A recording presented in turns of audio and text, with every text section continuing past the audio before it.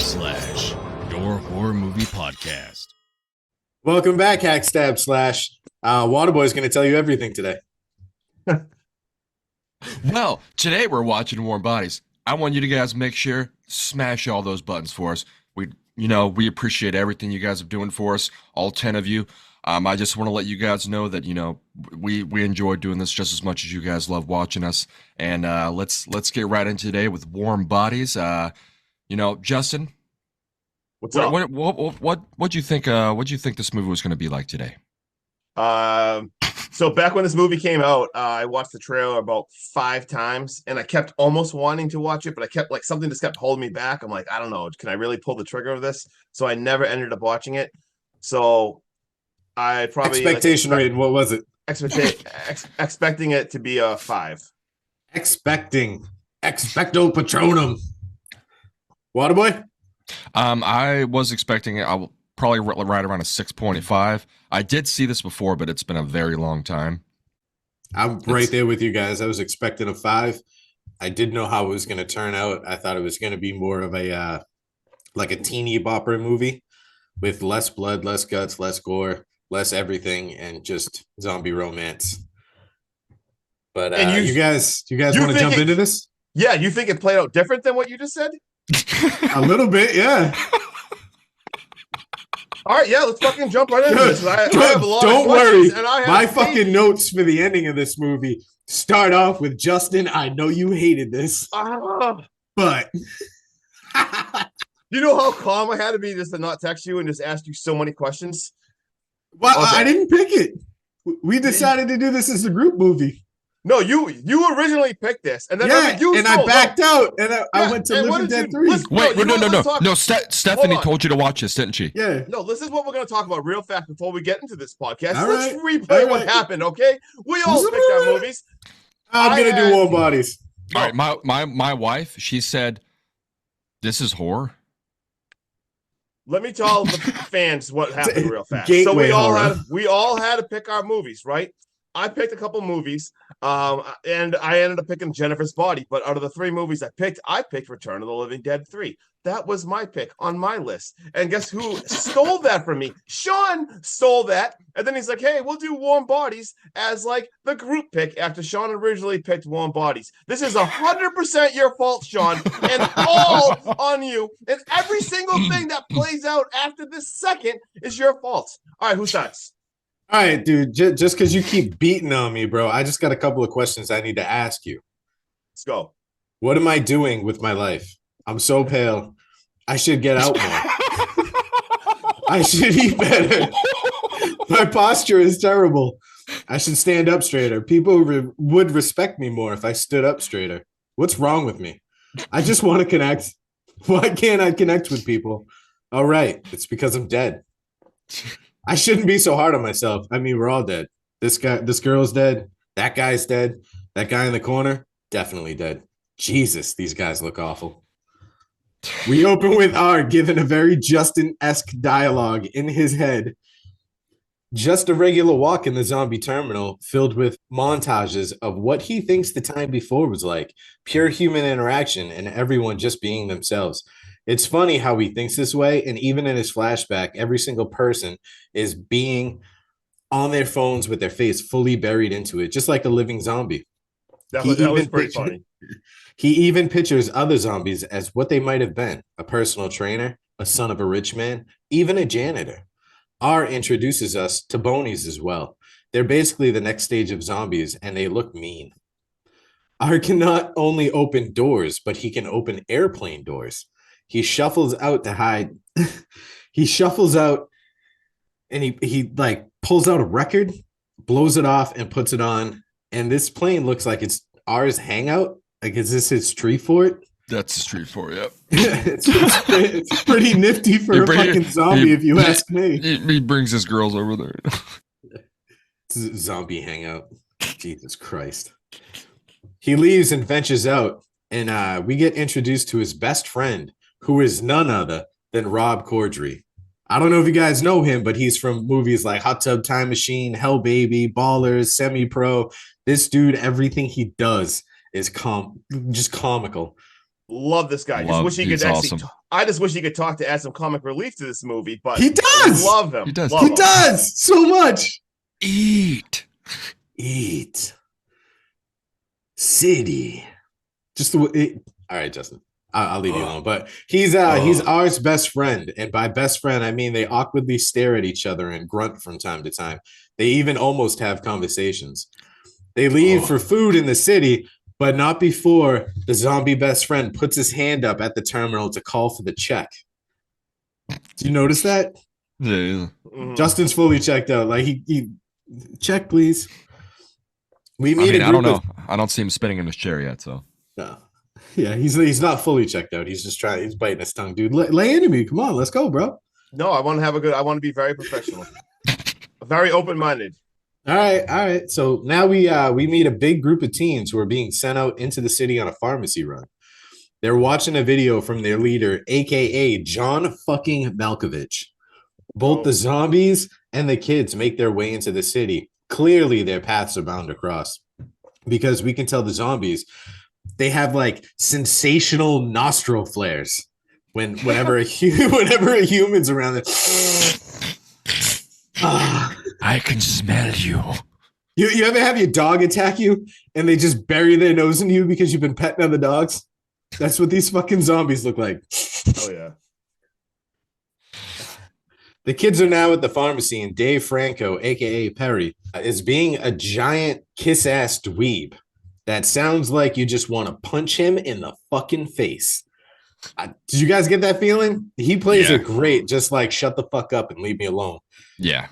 He dismisses every one of them when they're like, we can hear something. We need to get out of here. And he's like, no, we got to complete our mission. Super duper important, man. Yeah, your dad would be so mad. Not 2 seconds later, after him just dismissing everyone, they get mobbed by the group of zombies, including R and M. I don't know. We really don't get any names until later, so I'm just going to refer to them as R and M. It's the two best friends. R takes out Perry with something that I thought would have made Justin very happy. It's like a WWE fucking ankle grab leg sweep where he just rips his ass off it. Like, dude, he's standing up and he's just like, yo, what's up, bitch? And he was just like, oh, you talking to me? Grabbed him by the ankles, pulled him out, ripped him to the ground. I was expecting like the bell to ring, like steel chair. Get the tables. Dude, and then he pauses when he's got his arm up and you just hear, hey, nice watch. And then he goes into Chow Town. Yeah. Dude, I don't know about you guys, but I love this part where R explains that if he bites him and leaves him, he becomes a corpse just like them. But if he eats his brains, he gets his memories. And that's the best part because for a split second, they feel almost human when they eat them. So he indulges and we get a lot of flashes of Perry's memories. I thought that was pretty dope. That's pretty cool. Right, Justin? Back to reality now, and R is completely love-struck. He stuffs what's left of Perry's brains into his pockets, and he makes his way towards Julie, even trying to mutter her name. The other zombies smell her, and R thinks fast, and he rubs his scent on her. Guys, by scent, clearly this is shit. Smears it on her face. He just gets his dingleberries. It's like a brownish green tint. It clearly stinks because she doesn't smell human anymore. It's definitely 100% shit. I just thought of like Simba. Just and it's just a little streak, like he's from God of War. He just, here you go. Just gonna smear my shit and give you pink eye. We get safe.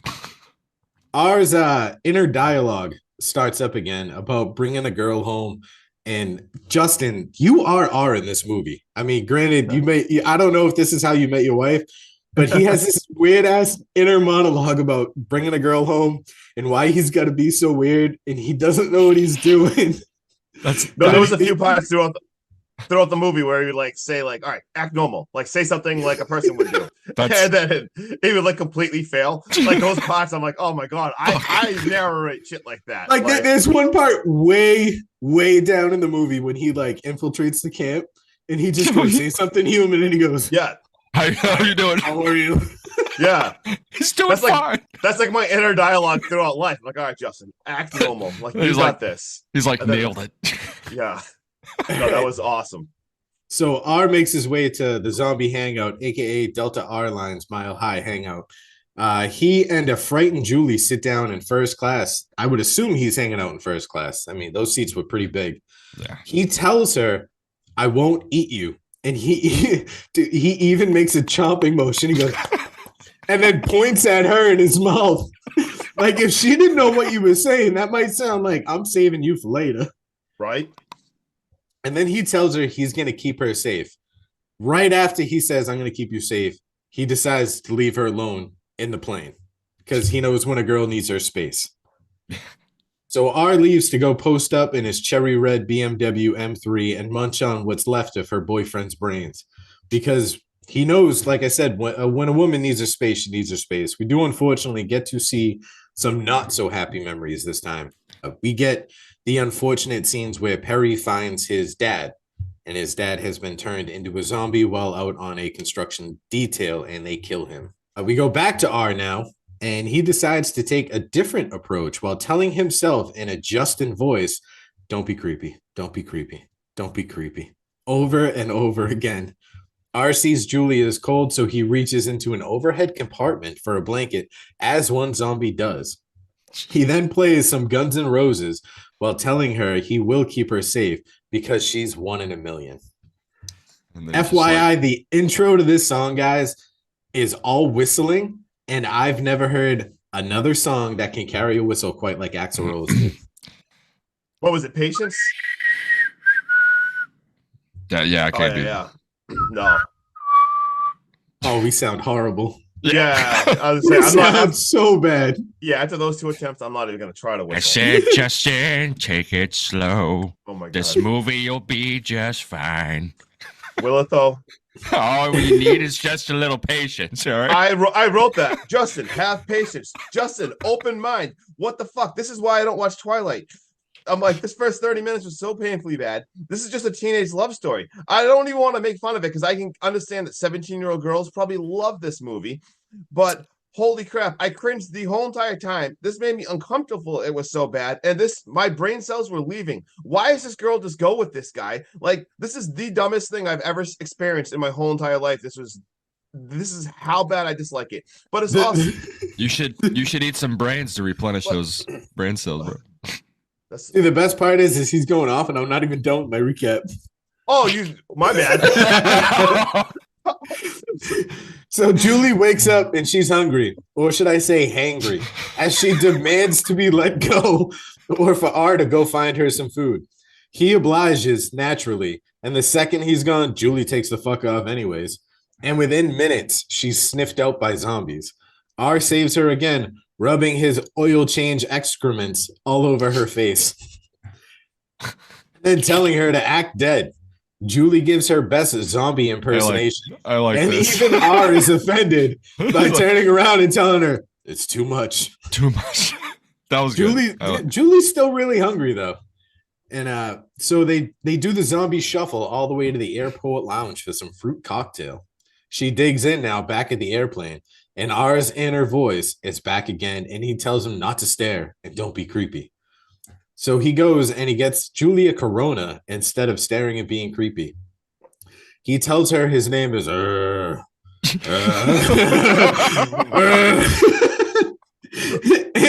he can't get anything else out. So Julie gives him the name R. Dude, she drops every R-related name under the sun except for what I think is one of the most common R names in the entire world, which is Ryan. Mm. She calls him Romeo, Rahul, fucking everything except for Ryan.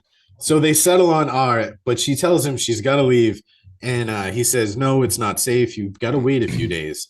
Julie asks if there's any others like him because she's never heard a zombie talk before. They just groan. They go out to pass some time driving around in that sweet cherry red drop top. Julie decides to teach R how to drive. So R one hands it, trying to look like a cool guy for Julie before he crash parks it so they can head back to the plane for Waterboy to put on them turntables. Yeah. All right. So Julie start searching through our stash of records to get into the mood. They start having some bonding time over music, looking at pictures with some fashion to try on, even the zombie reference movie there, and a nice game of slapsies too, which Julie is surprisingly winning all the time. Julie starts asking about Perry dying, and R's just like, "Oh shit!" But at least she has her memories with them. But R does too because with the help of the brains, R tries comforting her with another song, and time for some more psychedelic brain trips into Perry's memories, going right up to the moment R goes after him. He ends up having a bad trip and spits the brains out. See you next fall. Waking up, realizing Julie is gone, and attempting to escape, Julie is confronted by a group with Marcus included, but R comes and beats the shit out of them all, and Marcus is like, "What the fuck, man? She's living. Eat. Eat. Eat brains. Eat. Alive. Eat. Eat." And then he demands it and just screams it even louder. Eat. What the hell, man? Like, come on, bro. But but the Skellies, I call them Skellies, are after them now, and are seeming to slowly be changing and able to sort of run. Marcus coming to the rescue now with a nice save, running him over. Confronted with the rest of the group, R and Julie are holding hands, and the rest of the group approves of their relationship. Their hearts start beating. Their bi-living relationship. Pull off into a neighborhood. Julie, into that necro action, tells R that he can come upstairs and sleep if he wants. On the floor, on the floor. Yeah, on the floor, of course. Waterboy, I got a quick question for you. Yeah. Would this be considered like interspecies relations? Yes, that's what I was saying. Bi-living, yeah. Yeah. Justin, would the Catholic Church approve of their marriage? Biracial, No. bi-living. No. You don't think so? They're What very about judgmental. What about the Church of Scientology? But what if he? I don't know what their beliefs are. What? Don't get us. Oh man, I don't even know what to say. Dude, you better not get Scientology people on us, man. Don't they think there's like aliens in your body or something? Isn't that like one of the? I have no idea. I have no idea. All my Scientology info comes from like South Park movies. Yes, I know nothing about Scientologists. Did you guys see that documentary on what's that lady's name with the Scientology thing? And she got out? Yeah, her definitely. Yeah. Oh. Yeah.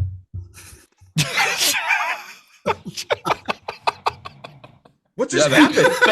that one girl with the hair and the shirt. Yeah, dude. Oh, her. Yeah. No, I remember now. It's all coming back. I don't know her name, bro. Worst description ever. What was it, babe? Remedy. What? Remedy. Leo Remedy? Kings of Queens. Yes, that lady, that My girl. God, Yeah. she told you the answer 3 times. You still didn't get it. Did I get that? My God. King of Queens. Oh my God. W. Gary Heffernan. Okay, back to the movie. All right, we pull off into the neighborhood. Breathe, Waterboy, breathe. Breathe. Oh my God, take a edit all. What just happened? Pull off into the neighborhood. Julie, into that necro action, tells R that he can come upstairs and sleep if he wants. On the floor, barely missing the search party with her dad looking for her. They get some sleep, but not before R gives her Perry's watch, and she knew and had a feeling it was him. Morning comes and she's gone again, but R isn't about to let that one get away. Rallies up the zombie crew, who are all starting to feel the effects and change with human emotion. Their heart starts to, beat a little bit. What does he say when he's standing there? X-Zoom. X-Zoom.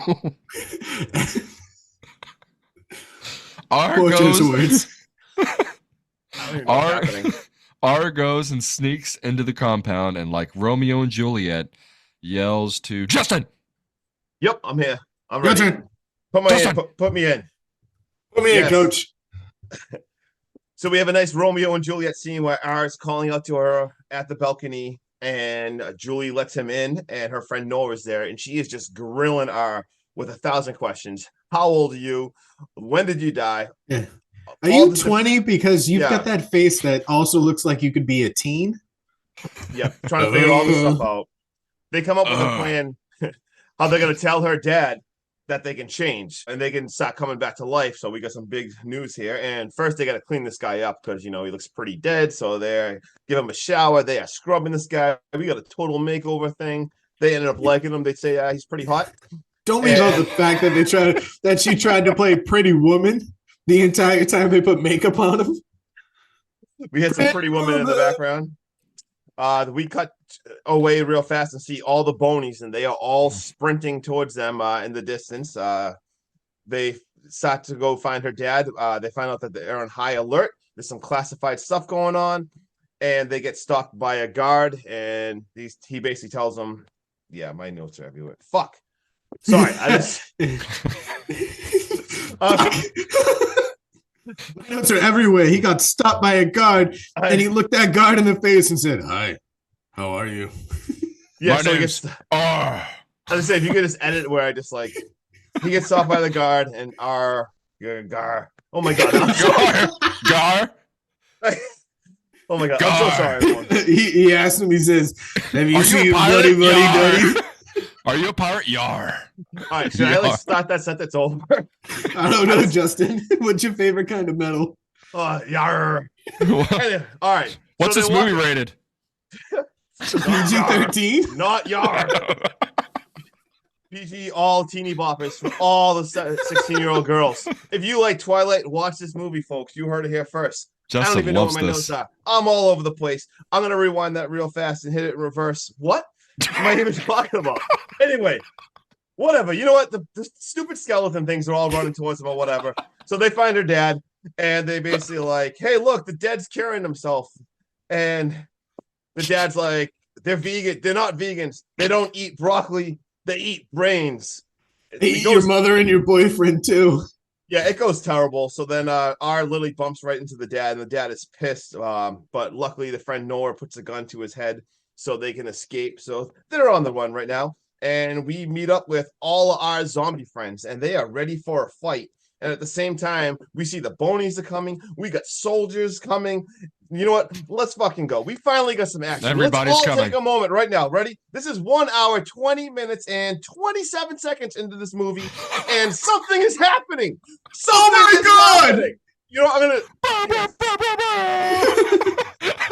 please play that sound effect. I just want to savor this moment, folks. If you've been waiting for the slow burn payoff, we got it. We're like 80 something minutes in, and something finally is happening. It's battle time. Get excited. And then we have a few close calls as they're running with the Bondies. Not Bondies. What are they called? Bonies. The Bondies, the Bonies. Bloody Duddy Buddy. And then we see the zombies approaching the soldiers, and they actually like the funny guy's like, "Hi." Just basically says like hi to him, and he's like saying hi to all them. The funny guy. Yeah. All right, all right. His name's Marcus! Marcus, but they call him M. Oh, Marcus, but they call him M. M says hi to them, and we get reports coming in that the corpses are actually helping. And then we get R and Juliet jump from the top of the building. They get surrounded by bonies. They're whatever complex they're in. I kind of spaced out or whatever, but they jump They're out. in a baseball stadium. Are you messing with me? No, No, really you in a didn't see baseball them run stadium. across the baseball diamond, running from the Bonies? It was No Fenway. way. That Yeah. happened? Are you Yeah. guys messing with me? No, you just checked out during this movie. All right, I apologize, folks. Apparently they're in a baseball game or something, but whatever happened, they jumped up and they fall into the water. R breaks the fall, and we get the romantic wet kiss in the water, and it's just like real romantic and shit. And then the dad shows up and he shoots R. Real And then romantic and shit. Real classy, bro.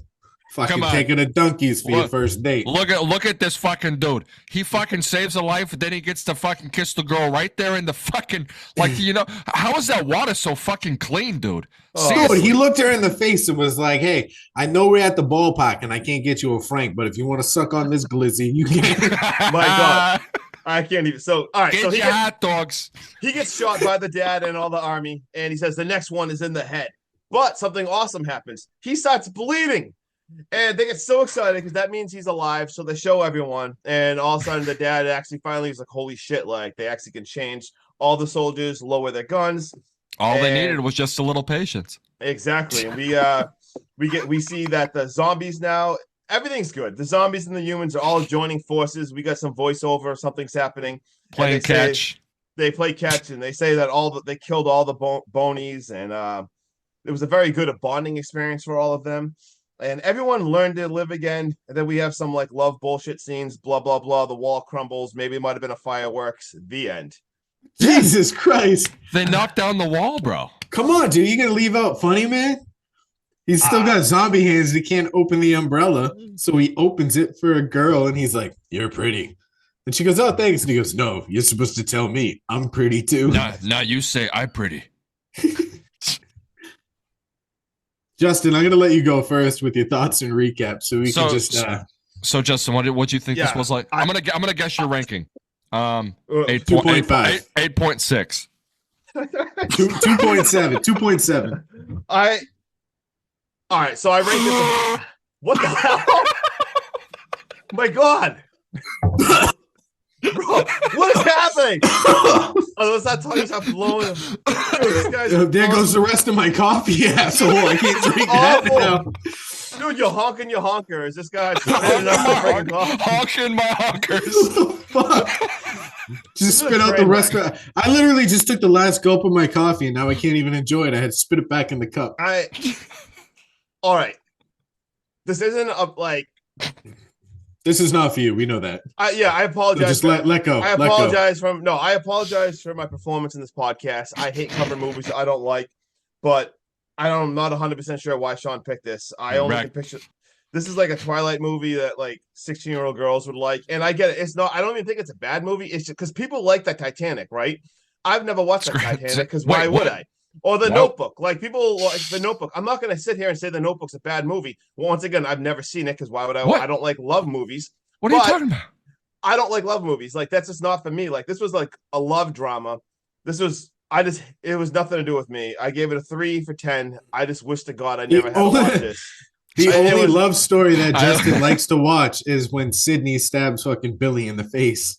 I award you 0 points, and may God have mercy on your soul. So I feel bad. Like this, like people can say they like Warm Bodies. I would never watch this movie. I mean, I hope you like Warm Bodies. I cringed my way through this whole entire movie. This was like so bad. I hated it. I hated this movie so much, and I don't even understand Sean. I sometimes feel like I have so much in common with him, and then other times I'm like, do I even know him? Listen, dude, my emotions are everywhere. I'm just one big giant teddy bear, and you have no idea when you squeeze me what's going to come out. Dear God, what? What? Will you stop? What? I'm not. All right, you guys just talk about it and save this podcast. I'm really trying to be professional. This guy's over here blowing his nose and burping. No, the burp was me. I fucking that came out like that was good timing. But I really needed to blow blow my nose. You could have just said pause. I was sick. All right, Waterboy, give us your final thoughts. So honestly, for what they did with this movie, it was a different concept. Although with the love aspect, I wouldn't really consider this a horror movie, but I'm not going to say it was a terrible movie. Yeah, you can say it was like for like a teenage girl or something like that, but for what they did and like putting a little bit of a comedy aspect and twist on this genre, I'm gonna give it a 6 out of 10. Nice. Justin, I can't wait to make you do Lisa Frankenstein. Please, let's not. At least that looks like it could be like visually like stunning. The colors in that movie looks incredible. Whoa, the colors! It from what I've heard, they capture the '80s like tremendously through that movie. And it's from your girl who Diablo Cody. Yeah, that wrote from Jennifer's Body. Mm-hmm. Yep. All right, so I actually have a little bit of note taken to try to defend this movie. So I have a feeling you're both going to hate this movie because it's Romeo and Juliet, but with zombies. The film, though, does have great character building. Waterboy is a fucking asshole. You couldn't crack that in the mic anymore. I mean, for fuck's sake, M or Marcus has like 5 lines in this movie, and I absolutely love him as a zombie.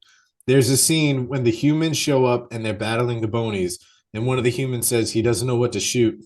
and Marcus simply throws a bony at him and says, "This asshole," and he tells him to That shoot was that. good. Yeah. Or when they're on the plane and out of nowhere, "Hungry Heart" by Bruce Springsteen is playing while she holds up a copy of 1979 Zombie next to his face to compare if he looks anything like that.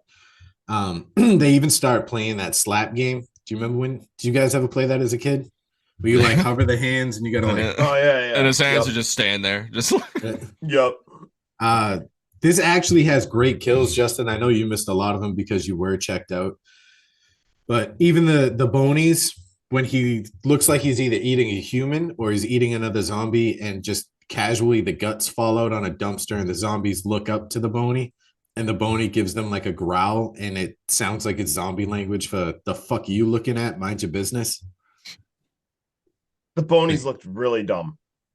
They did. The CGI was horrible, but Yeah. I like the concept. Okay. Yeah, That- no, that is I will 1000% agree with that. yeah. Like No, the they did. CGI looked fucking stupid. I wish they used practical effects for it or something, but the concept I thought was pretty cool. Where like you see zombies that give up on being zombies and they start peeling off their skin and becoming bonies. Yeah, let me say like the story, like I said, this just wasn't for me. So like I hate not liking a movie that I podcast about, but like the story, if you like love stories and shit, like the story was cool. How they like just the way, or how like when the zombie eats the brain, they get memories. Like That's literally my next set of notes. Is I love the fact that when you eat the brains, you get the memories, almost like an ecstasy for zombies. And like what, this was based on a book, right? Yeah, Like, so I mean, I'm sure like people who like love, I just don't like love movies and stuff, and kind of just, this was mean of you to make me watch it. I don't know what I did to you, but but It reminded me of like the Return of the Living Dead 2 when they had the thing out on the table and it's like, why do you eat brains? And it's like, it takes the pain away. Like shit that's like the that. first one, right? No, that's the Right. first one. Yeah. Yeah. I also think the makeup in this is very well done. Like the zombies aren't overly glorified. And you also get reverse makeup on R throughout the movie. Like he looks like a fucking full-fledged zombie at the beginning. Yeah, And he's then the changed. further you go along, the less and less he looks like a zombie. And he even starts acting more human than he already can. It's like what The Walking Dead did, except they did it where they start changing into. it just like, I don't know, it hurt my brain how she just like all of a sudden like just goes with them and stuff, and is like, so like I don't know, I just I mean, if a zombie tells you to go, Yeah. none of this even made sense. what would you She do if a looked, zombie she said, looked "I keep you thoroughly safe"? confused. Yeah, she looked thoroughly. She was dead to rights in a room I probably full would of have ran zombies. for I probably would have ran for my life and just Oh, not if been you like, run, you're cool, dead. I'm gonna Yeah. Yeah, if you Justin. run, you're dead, and then you have a Justin. zombie saying like, "I'll keep you safe." But if Justin you're- would not survive a zombie Yeah. apocalypse. She I'm doesn't sorry, come if- around. Yeah, she doesn't come around to him until she tries to peace out from the airplane, and he saves her ass for like the third time. Justin. Okay. But all right. So my last little quip is, I don't know about you guys, but if love was all it took to cure the zombie apocalypse and we were surviving in the zombie apocalypse, that would fucking shatter my world with the amount of people that I probably killed to survive, knowing that all you had to do is show them sympathy and love and they could become human again. Like there's Yeah. people in this universe that have probably murdered their entire family with the thought of, this is how I have to survive.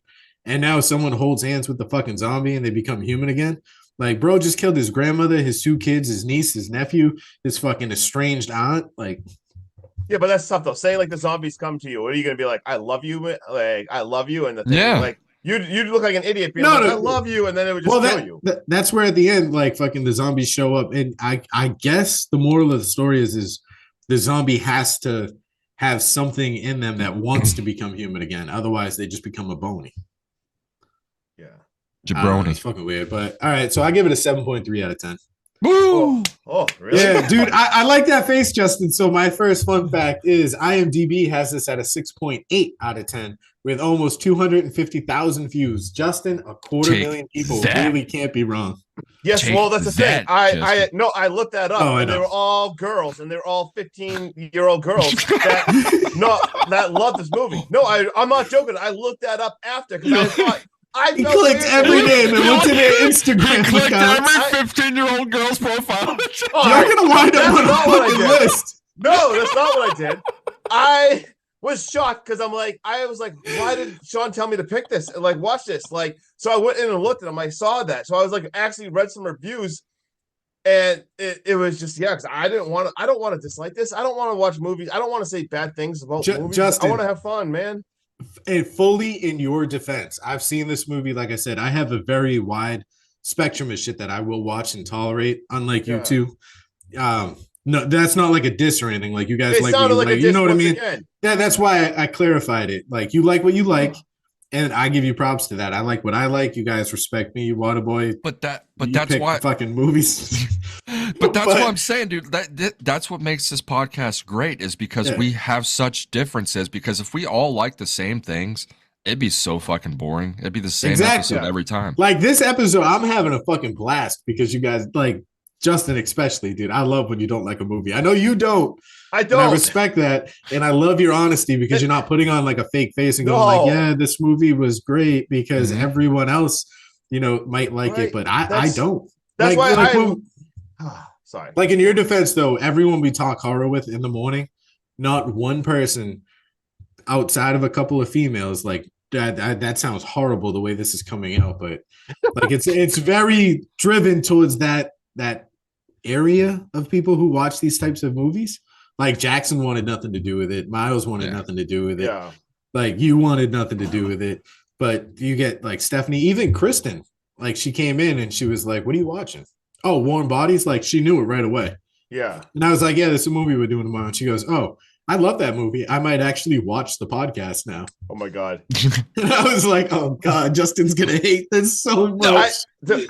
It's because like, oh man, especially like different. I'm so open-minded for so many different things, and like even like I listen to so much different kind of music, like all over the place. And like my movies, I don't know, like this kind of movie, I can't like certain things. Like a movie starts singing to me, or whatever this was. Like, and not for nothing, I fully expected you both to hate this and trash this the entire movie. Waterboy, you look like you came around a little bit. You did like you probably watch it again.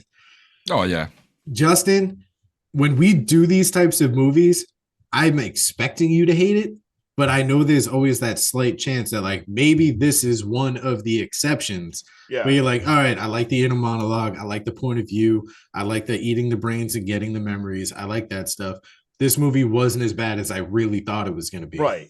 And that's cool because like some of the movies we did, I wish I had like a list in front of me to look. I think that'd be really cool. I should look back at them. Like I have every movie we've done and the rankings. I'd be like, like I didn't expect to like that, or I watched something new that I like. Like that was cool. Like this kind of, and there's some movies like you watch and you almost like Jacob's Ladder. Did we watch Jacob's Ladder? Yeah. Jacob's Ladder. Oh shit, we did watch Jacob's Ladder. Yeah, I forgot. I didn't know what it was. I forgot about that. Yeah, like you were fully expecting to hate that movie because it was a Waterboy pick. It was Lovecraftian. It was creature feature, and I think you wound up liking it. But it had a great point to it. That's the thing. I didn't hate that movie. Like I don't probably ever want to watch that again. But like But it wasn't. It was interesting. It was like a good movie. Like movies like this, I physically couldn't sit through this again. Like if you offered me $1,000 to go actually watch this with nothing and like I really want the money, but I don't think I could do it. Dude, it's the same thing with Jesus Christ. What am I drawing a blank? I don't think Jesus Christ was in this. Event Horizon. like when we did Event Horizon, like I'm not big on creature features, but I love that movie. And when we started that earlier on in the podcast, Justin, I did not know you did not like stuff like that. Yeah. So I was expecting what you said you had never seen that. I was expecting it was going to blow your mind and you're going to be like, holy shit, I love this. Yeah. And the exact opposite happened. You were like, they were on the Enterprise and Captain Spock just like had his face up. I can't stand Star Wars or Star Trek. Like this outer space, even like the horror movies I like when they've gone to outer space. Something about like listening to outer space talk, I just space out. Oh my god, I just Justin doesn't like he doesn't like the unknown. He's scared of the unknown. I just don't like outer space. All right, let's wrap. All right, do we have anything else to say, and then tell them what we're doing next week? I got some fun facts. You guys want to touch on fun facts? Oh yeah, might as well. Yeah. All right. So in preparation for their zombie roles, the entire cast as well as extras went through what they call a zombie training camp, where they learn how to move and react as the walking corpses. The image on the movie poster of R giving Julie flowers never actually occurs in the movie, but it does take place in the book. False advertising. Yeah. In R's home, The Abandoned Airplane, it turns out that he does, in fact, own a Blu-ray movie called Zombie 1979, which is often referred to as one of the greatest zombie movies of all time? I beg to differ. Yeah, I would as well. What do you think? You I beg to differ. That's all right. not I- the I greatest don't- We're zombie unanimous. movie.